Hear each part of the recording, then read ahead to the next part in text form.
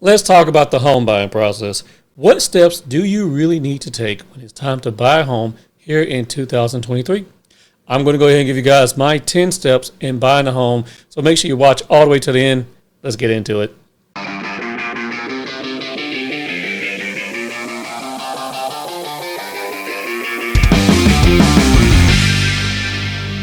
Hey guys, how you doing? I am Sascha Chatman. I am the team leader of Chatman Realty Group. We're located down here in Dallas, Fort Worth. We also have a team out in Austin, Houston, San Antonio, and in Atlanta, Georgia. So today we are talking about the home buying process, and we're going over all the steps that you need to know when it's time to buy a home. So let's get into it. All right, step number one, you need to get a local realtor. That's the first step. Now, why do you start there? You want to start with an individual who can really help you buy a home, and that's what we do as real estate agents. Now, our commission is paid for by the seller. So typically you do not have to pay your real estate agent any commission. So you get the services of a professional who knows how to help you walk through the home buying process, and you don't have to pay them. So let's start there. Now, if you don't really know how to get a really good real estate agent, or you have no one who's been recommended to you, you can watch my video about interviewing real estate agents and what questions you should ask. Now, let me just give you the gist. You definitely want to get someone who has some experience, okay? Now, I'm not saying that you can't get a brand new real estate agent to help you.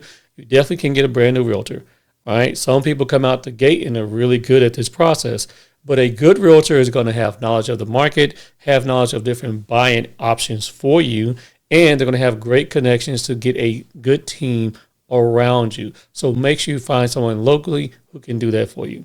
If you're looking for a realtor and you don't have one, go ahead and reach on out to me. Even if we're not inside of your market, we have a very vast network and we can help you find the right realtor out there because I coach and mentor agents across the nation. All right. Number two, identify your needs versus your wants. This is a big one. And it's kind of difficult sometimes for first-time home buyers because everyone gets crazy when it's time to buy a house and they get really caught up on having it all. If this is especially your first home, you don't have to have it all, right? You need to figure out what do you actually need versus what you want, all right? So with that being said, I want you guys to go through a simple exercise and figure out what are your top 5 must-haves inside that home. For example, if you got a fur baby and you want to have a big backyard, you need to have a big backyard. Write that down. If you love to cook and you want to have a big kitchen with an island in the middle, write that down. If you guys want to make sure that you can get both cars inside of the garage and you need a 2-car garage, let's go with that. Now, here's a couple things you may not really need. Everyone likes to talk about getting a media room. It doesn't make a lot of sense these days because the kids all have this. Cell phones are taking away the need for a media room. So think about that. All right. Number 3, organize your documents. Okay. You need to get yourself organized for this particular process. So what exactly do you need? You need your tax returns, at least 2 years worth of your tax returns. All right. You're going to need your W-2 statements. You're going to need your check stubs. If you're a 1099 contract employee like myself, you're going to need that as well. You may even need to go ahead and be able to show them your bank statements when you're 1099 so you can prove where your income is coming from. So let's go ahead and get all those materials organized and put together and ready to go because you're going to need that when you get ready to go down the pre-approval process. All right. Which that brings us to step number 4, and that is getting pre-approved. So what exactly do you need there? Well, first things first, you need a good lender. You need to start interviewing lenders. Now, let me explain this. Your real estate agent, if they're really, really good, that realtor should be coming with a great lender to recommend. Now, I understand the need to shop around and getting a good rate. That makes a lot of sense. So feel comfortable in being able to do that. You definitely want to look at the one that your realtor is going to connect you with because they pretty much have vetted that individual if they're really good at their jobs. Okay. Then 2, you might want to look at some other lenders out there as well. What you're looking for is an individual that understands the market, that can give you a bevy of different options, that can show you what your cost is upfront, what your closing cost is, what your down payment is. In addition, you want them to be able to educate you on different down payment assistance programs if you're interested in going down that path. If they don't have access to down payment programs, that right there might disqualify that lender from being able to truly help you out. So make sure you get all that information up front. Now, don't be afraid to apply with multiple lenders. If you're looking to truly buy a home, you're okay for putting in multiple applications. Now, I'm not saying go crazy. I'm not saying go apply 6-7 times. Don't do that. You can typically feel comfortable that you can apply with at least 3 different lenders without messing up your credit, because they know you're trying to buy a home and that you're shopping around. But if you're not finding what you're doing, you're just doing this again and again and again, then that's when it becomes problematic. Okay, so let's be clear about that. Number 5, it comes back to finalizing your team. So what I mean by that is, when it comes to buying a home, you need an entire team around you. Number 1, your real estate agent. And your real estate agent is pretty much like your project manager. They're going to bring a lot of these people to the table for you. At least they should. All right. 2, your lender. 3, you're going to need a really good home inspector to review that home for you. Okay. 4, you're going to need an insurance agent. You need to have homeowner's insurance. So you might need to look at that. Okay. Number 5, finalize your team. Now, this is where your realtor comes in. That realtor should be like your project manager. So number 1, your team is your realtor. And you're going to need all these individuals to help you buy a home. 2, you need a lender. 3, you need a really good home inspector. Most realtors are going to be working with a pretty good home inspector that's going to review your home for you, but you want to make sure that individual has good reviews as well and has inspected a number of homes in the market, whether that home has pools, can do a wood destroying insect report, you name it. You're going to need all that. All right. And then number 4, you're going to need a good insurance agent. Once again, most realtors will bring one to the table, but so will your lender as well. These 4 individuals are going to be the pillars of helping you find what you're looking for. Now, some people may need to go ahead and get a financial planner involved. That depends what you have going on financially, but this is going to be your squad when it comes down for you buying a home. Now, I know you're probably thinking, what about the appraiser? You don't get to choose your appraiser, so it's okay. That process has been taken completely out of the mix from people being able to influence appraisals. I talk about that in another video, so make sure you guys check that one out as well. All right, now it's time for the fun part, house hunting. Everyone loves to go house hunting. Now, realistically, your realtor should have already had you up on a search, so you're not out there on Zillow and Realtor.com and trying to do this whole thing on your own.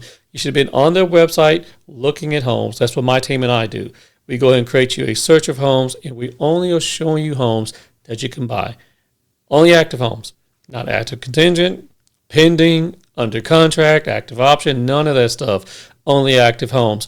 In fact, if you're not sure what I'm talking about, look at my next video up here about the different statuses inside the MLS, in which I explain what the different status inside the MLS means. So if you're looking at an active contingent home and an active option home, it may not be a home that you can get.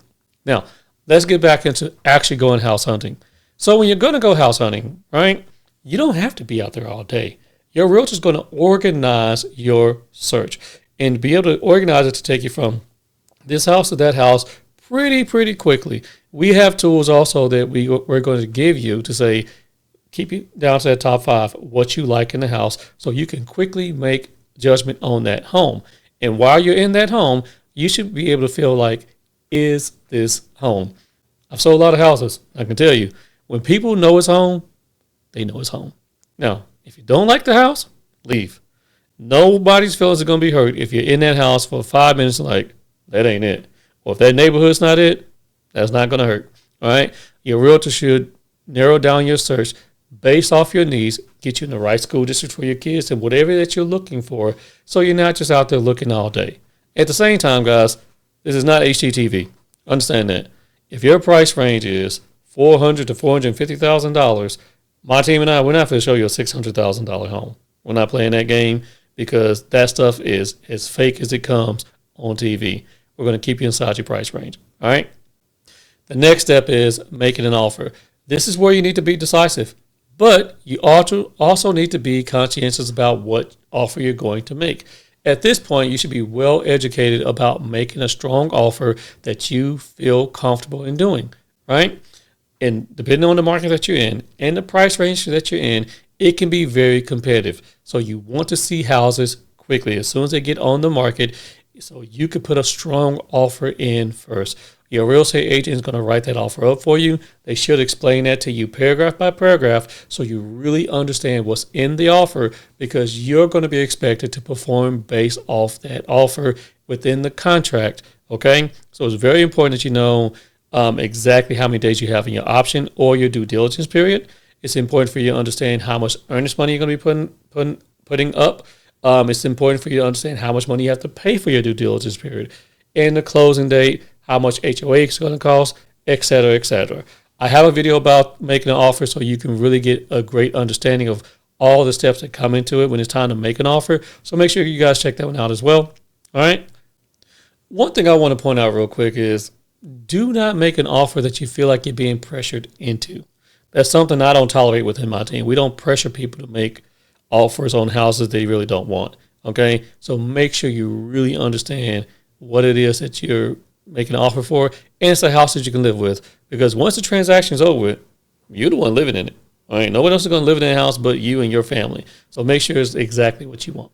Okay.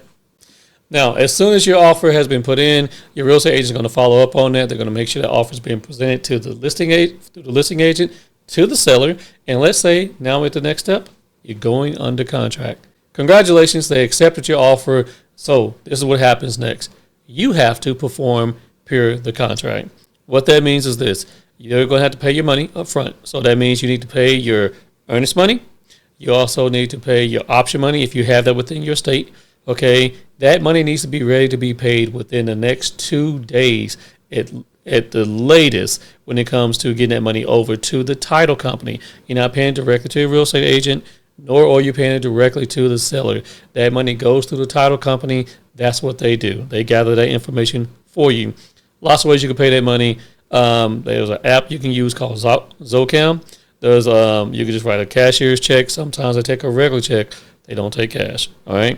So you need to pay that money right then. Next, as you're under the contract, you need to have the house reviewed. Make sure you understand what you're buying. Get a home inspection. Period. Get a home inspection. It's a really big part of this. I know a lot of people say, well, my uncle can look at this or my cousin. Stop it. Get some help. Stop it. Get some help. Stop it. Go get a real bona fide home inspector. It will give you peace of mind, because if someone misses something in that home, okay, then you're not going to know. I would much rather go ahead and pay a home inspector somewhere between $500 and $600 to look at the house to make sure I don't have foundation, AC, plumbing, electrical, roofing issues. Okay, so please make sure you get a home inspection. Please understand this: the home inspector is only going to recommend if you need to get further reviews on that home. For example, let's say there's something going on with the AC unit. He can't tell you exactly what's going on with the AC unit because he's not an AC guy. So you may have to bring an AC repairman out to come look at it. Now, when it comes to that, AC, electrical, and plumbers, those are the trades that typically cost you money to bring somebody out. So please understand that. Roofers, foundation guys, they come out for free, right? Because their paydays are a lot bigger, and they'll come out anytime to go ahead and review that home for you. Feel comfortable in getting the home properly reviewed so you understand what's going on with it. These are paid professionals that you need to go ahead and bring out to review your home if needed. If you don't need to bring an inspector out, a roofer out there if there's nothing going on with the roof. Okay, you don't need to bring a foundation company out there if there's nothing going on with the foundation. But if it looks shaky and the home inspector is telling you to do that, please make sure you do that. All right. Now, when you're in the under contract period, okay, this is also called escrow. You may also get introduced to a transaction coordinator by your real estate agent. A lot of real estate agents have transaction coordinators. Their jobs is to sort of gather information from you and making sure that you're staying on top of your timeline and hitting your due date so you're performing per the contract. Another big part of this process, and it starts really getting shaky with some people, is you're also going to get hit up a lot by the lender. The lender's team is now going to be gathering more information from you on your finance to get a better financial picture for you. They're doing it in preparation for the underwriter so they can underwrite your loan. Now, if you did a great job, you probably already got pre-underwritten, which is something you really would like to do We could talk a little bit more about that. It makes your offer so much stronger, okay? But in the under contract process, this is where you need to perform period of contract. Your timelines are super important. Don't ghost your real estate agent.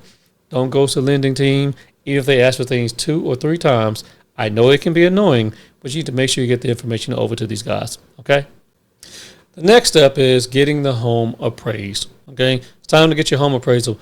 This is how this process works. You don't get to choose your appraisal. What's going to happen is this. Your lender's going to say, yep, time to get the home appraised, and they're going to send you a link so you can pay for that appraisal.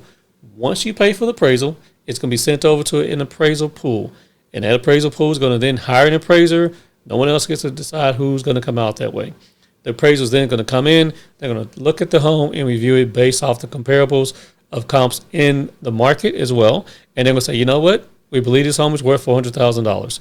House A, B, C, and D is worth $420,000, and they're going to do the appraisal to show you how your home compares based off its condition and its upkeep compared to the rest of the homes in the market. So this is very important that you have this conversation with your real estate agent up front, because they should have provided comps for you before you put your offer in, okay? So you understand you're making a smart offer, because the house has to appraise. Let me be very clear about that. The home has to appraise for what you're making an offer for. If the home doesn't appraise, you're going to be expected to bring in the difference of that money. So if, let's say you put an offer for $500,000, but there's nothing else over there that's showing anywhere close to $500,000. Appraisal comes in at $480,000. That means one or two things need to happen. You have to come up with another $20,000 that's on top of your down payment and on top of your closing costs plus another $20,000, or the seller has to drop the price, or you guys meet in the middle somewhere. Those are the only options that you have when the home is coming in short from an appraisal. So make sure your offer reflects what the actual market is truly saying, or bring some money. All right, be ready for that. So once you actually get the appraisal in and you've met all the financial documents that the lender is needing, you're going to be what we call clear to close, and you're off to the closing table. So that's the next step, closing.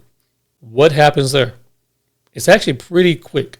The closing process is actually really, really fast. Here in Texas, the closing process for a buyer takes typically about 30 minutes, if that. You're not there all day. You're not going to be there with the seller as well. You might not ever meet them within the process, okay? You'll be there typically with your real estate agent. Your lender may even come to the closing table, and the title company is now going to walk you through the closing process. Here's a couple things that should have happened, all right? You should have seen your closing disclosure before you get to that table. You do not want to get to the table and be surprised that your numbers are going to change. Now, understand this: as you're getting closer to the closing process, your numbers are going to fluctuate just a little bit because they are still balancing all your numbers. So that is normal. That is normal, but it shouldn't be swinging gigantically. Okay, if it is doing that, you need to have a sit-down conversation with your lender. At the closing table, everything is just a formality. You've seen the numbers already. You're not surprised. You know who's going to be on the home, who's going to be on the deed, okay?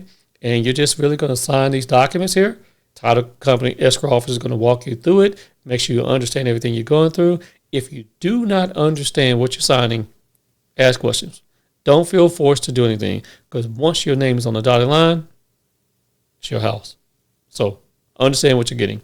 Now, a couple things also happen in the closing process is we have determined when you're going to get the keys. So that was determined within the contract. Typically, people get their keys the day of when it closes, and funds. You can't get your keys until it funds. All right. So the deal has to close and fund. It's very important to try to close early in the day. Okay. Banks close down. So if you're closing at 4 o'clock, don't expect it to automatically fund and get your keys by 5. No, don't do that. I typically don't even try to book a closing in after 2 p.m. I just don't. I like them to be early as possible so my folks can get their keys. Sometimes they get a moving truck company coming and all that. So we just want to make it super easy for them. All right. A couple more tips in this whole process when it comes to closing. You get your utilities turned on, people. Make sure your utilities are turned on in your name and again transferred over. You don't want to go into a house over the weekend and you have no AC, you have no electricity, you have no water. So make sure you get those utilities turned in as well so you can come get your keys. Some cities have some really weird rules around that.